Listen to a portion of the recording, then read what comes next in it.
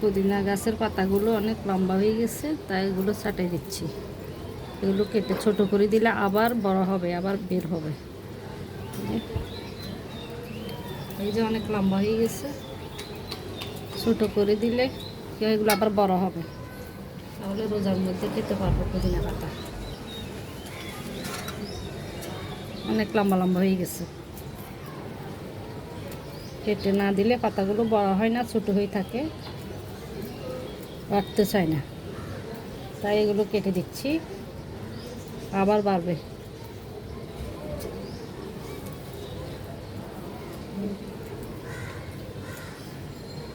এগুলো রোজার মধ্যে বুট দিয়ে, চনা বুট দিয়ে খেতে, সালাদ করে খেতে অনেক মজা। এমনকি চায়ের মধ্যেও দেওয়া যায় পুদিনা পাতা, অনেক কাজে লাগে। এই যে কিছু পুদিনা আমি এখানে রাখছি ছাঁটাই করে পানির মধ্যে, এগুলোর মধ্যে শিকড় আসছে, এগুলোকে আলাদা করে মাটিতে লাগাবো।